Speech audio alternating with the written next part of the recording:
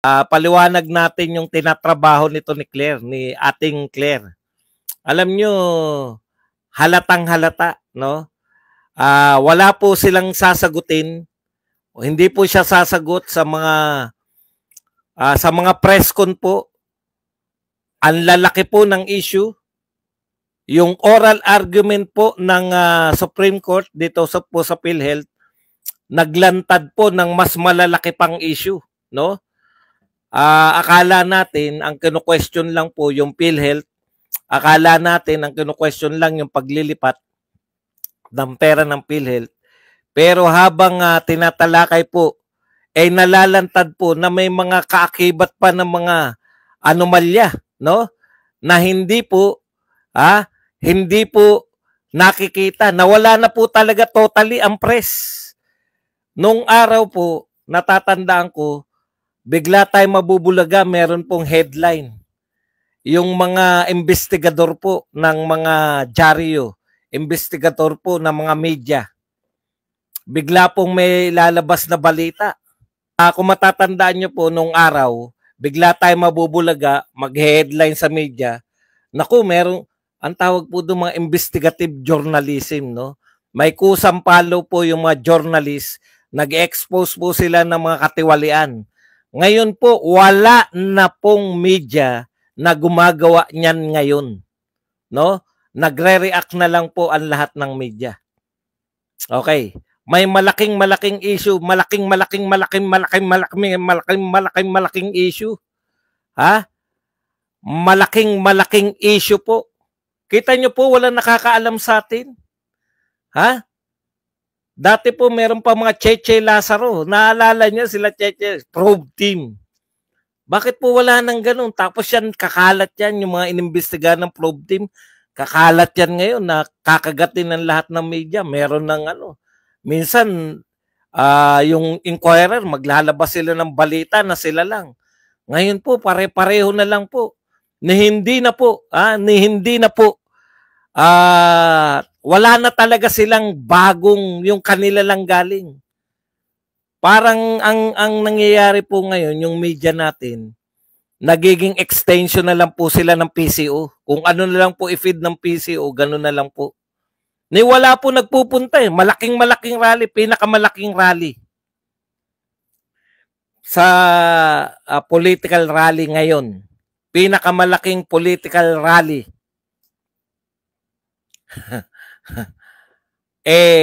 Yung Mandawi City. Indignation rally. Wala pong napadalang media dun. Wala pong napadalang media. Yung nakatutok lang sila sa EDSA busway. Yun na yun. EDSA busway na. Ang pinag-uusapan nyo yung kung sino yung dumaan sa EDSA busway. Tapos palalaki na nila. Bakit no? Naku, kukuyugin na ngayon. Okay po yan, no? Wala pong problema dyan. Kaya lang, ginagawa nyo yung EDSA busway, yan yung pinakamalalaking usapin. Samantalang, tignan nyo po tignan nyo yung anak ni Tulfo. Samantalang, matukoy na natin. Malaking pa isip. 3 panyanyari po na headline nila yung EDSA busway. Una yung sino ang kamag-anak ng dumaan dyan sa EDSA. May mga pahulaan pa. Kala mo ang laking issue, no? Yung pala, pag titignan mo, magmumulta lang pala. Tapos na. O sino? Yung isa naman, yung anak naman ni Tulfo, may mga ano pa. Wala akong nakikita kasalanan. Minalaki na naman nila. Sa kanila, panay diversion eh. Diversion na yan eh. Sige, pag meron dumaan dyan para maiwan yung malalaking issue. Samantalang, maliit lang po ang penalty. Di po ba? Ngayon naman, si Marbil naman. Kahit po mag-penalty, magpe-penalty lang, tapos na. Sasabihin pa ni Tulfo. Wala namang ako nakikitang masamang ginawa. Wala namang masamang ginawa. Di ba? Ganun na yung no? Nag-penalty naman, hindi naman tinakbuhan. Pero lahat ng tutok ng media sa EDSA busway na lang. EDSA busway na lang. Wala na po eh. May nagtatanong. Ang laki pong usapin nung oral argument sa Supreme Court. PhilHealth pa lang po yan, ha? Imaginein po ninyo, PhilHealth pa lang. Ano po ang natuklasan natin sa PhilHealth? Yun muna. Establish po na natin ang pinakamalaki nating natuklasan. Natuklasan natin to, hindi natin to alam eh. Alam natin, mayroong kinuha sa PhilHealth. PhilHealth pa lang, ha? May mas malaki pa po. Ano po yung mas malaki pa sa PhilHealth? Mas malaki pa po sa PhilHealth yung PDIC. Wala po nagsampa na reklamo, malamang hindi natin marinig ang kwento ng PDIC. Ito po sa PhilHealth, around 60 billion na nailipat na. 60 billion. Pero natuklasan natin, nung tinanong po, bigay ko lang kayo ng briefing ha, kung ano po yung naganap. Tinanong po nila ahead, ganyan po mag-imbestiga yung Supreme Court. Tatanungin ka, saan nyo ba, bakit nyo kukunin yung pera? Bakit nyo kinuha? Ano ang katwiran nyo? Bakit nyo kinuha yung pera ng PhilHealth? Saan nyo gagamitin? So gagamitin daw sa paggawa ng Panay-Guimaras Bridge. PNB. Panay Negros Guimaras Bridge. Kung ano man ang tawag dyan. Siyempre, aralin ng ano yan, aaralin po yan, pinapansin nyo kasi, huwag nyo lang pansinin ka. Aaralin po yan ng Supreme Court, hindi naman mga bobo yan. Natuklasan nila yung paggagamitan, isa raw yun sa paggagamitan. Siyempre, ang daling tuklasin yan. May maraming matatalinong tao sa Supreme Court. Natuklasan nila na pinondohan na pala yan ng loan sa Korea. Sa bangko ng Korea. So may pondo na. Tapos lalagyan nyo ng pondo kunwari sa PhilHealth. Tapos, at iba pa, tandaan po ninyo, hindi lang po PhilHealth ang pinagkunan nila. Ang pinakamalaki po nila, no, na kinuha yung 117 sa PDIC. Hindi pa po yan naiimbestigahan.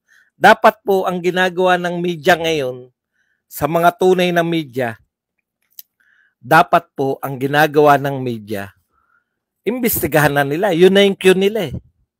Kung may anomalya sa paglilipat ng PhilHealth, na around 60 billion pa lang ang naililipat, saan napunta yung 117 billion? 117 billion na galing po sa tinatawag nating PDIC. Mas malaki po yun, doble. Yun yung cue nyo, media. Kayong mga media organization, yan yung kung media noon, yan na yung hinahalongkat. Saan dinala yung pera? Diba? Isa pa lang po tinatalakay natin, pero punong-puno ng anomalya. Bakit po? Natuklasan natin, meron na palang budget. Meron na palang budget. Asan yung simula ng proyekto? So, dalawa na po nawawala. Saan napunta yung budget ngayon ng PhilHealth na hindi nadala ron sa building ng bridge sa Guimaras at Panay? Saan ngayon napunta rin yung inutang sa Korea? Saan napunta ngayon yung mga budget? Yan yung cue nyo. Alam nyo kung meron lang akong tauhan na mag-iimbestiga kung saan yan, alam ko kung ano iimbestigahan eh. Kaya lang wala eh. O, alam na natin yung flood control eh. Alam na natin kung saan napunta yan eh. Di ba? Okay. Ngayon, ang tanong, nagkaroon ng press con. Bakit sa buhatan nyo sinasabi ko? Ang pinakamalaking issue sa inyo, media, yung nagsalita si BP Sara, napalpak pa ang sinabi nyo. Maaaring nagsalita si BP Sara na dapat nagagalit na yung mga tao. Maaaring nagsalita si BP Sara pero hindi yan sa indignation rally. Dahil nanood kami, walang BP Sara nagsalita sa indignation rally. Yun yung pinakamalaking issue nyo. Ang ginagawa nila, lahat na nagsasalita laban sa gobyerno, yun na ang mas malaking issue. Bakit hindi nyo itanong, bakit sila nagsasalita? laban sa gobyerno. Baka may nakikita. Bakit hindi nyo alamin? Tanong, may nag-interview na ba sa mga vlogger? Sa 37 vlogger, may nagtangka po ba sa kanilang mag-interview mula po sa mga mainstream media? Parang wala akong natatandaan eh.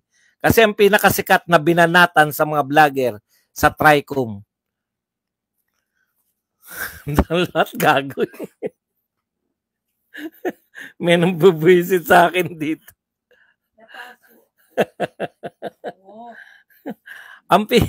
ang pinaka masikat si Joy Cruz.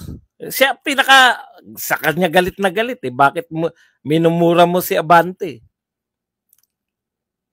Si Karen Davila po ba pinagtangka ang interviewin si Joy Cruz? Lahat po na nasa limelight.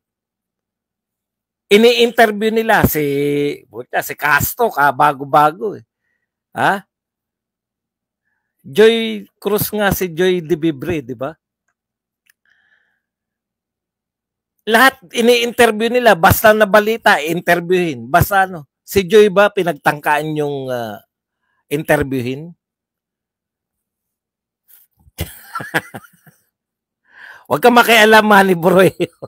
Wala nga akong mahita. Kaya nga ako tuwan-tuwa kay Claire kasi kahit papano, wala akong mahita sa mga, bakit ko atake? Yan ang matagal ko nang pinapaliwanag, kaya hindi ko ma-atake yung mga BBM vlogger. Wala pong laman eh. Wala namang pinagsasabi. Atakein ko dahil tumatawa sila ng tumatawa.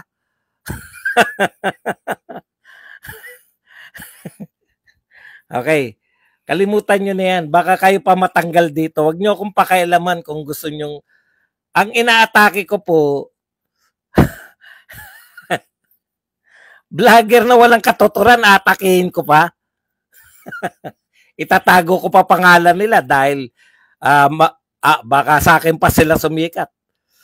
Huwag nyo po akong pakialaman. Paulit-ulit ako, di ba? Huwag nyo akong pakialaman.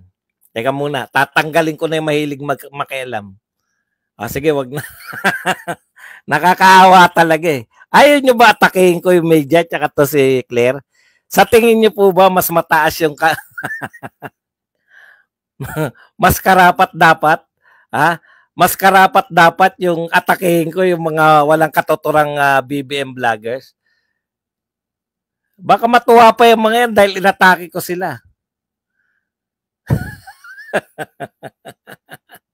Okay. Uy, may shadow daw. Nakikita ka. Shadow, wala akong shadow. Ay, wag. Okay.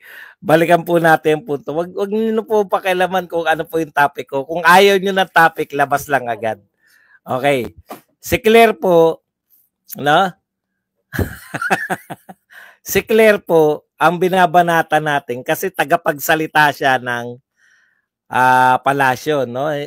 Unofficial spokes ng palasyo. Unofficial, wala siya official na ano eh, no? Okay, ano po yung nangyayari? May issue po, malaki po yung oral argument, na shock po tayong lahat na pinopondohan pa yung dati ng may pondo pero hindi pa rin pala nasisimulan. Hinahanap natin ngayon. Nasaan na yung inutang nyo maski sa Korea? Kung dyan nyo pa rin nilagay yung pondo ng PhilHealth, nasaan na yung pera?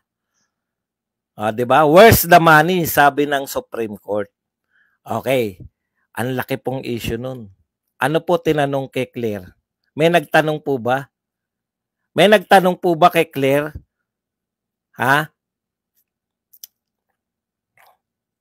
May nagtanong po ba kay Claire tungkol po dyan sa issue na yan?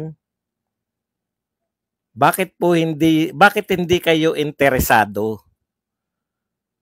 Okay, 'di ba? Walang interes ang ating mga media. Wala kayong interes na malaman ang katotohanan tungkol diyan. Kasi gustong-gusto namin malaman, nasaan yung budget? Nagtatanong po Supreme Court, hindi lang si Badong. Okay, ikalawa nilang ginagawa. Etong media, ginagawa po nilang mas malaki yung pag-angat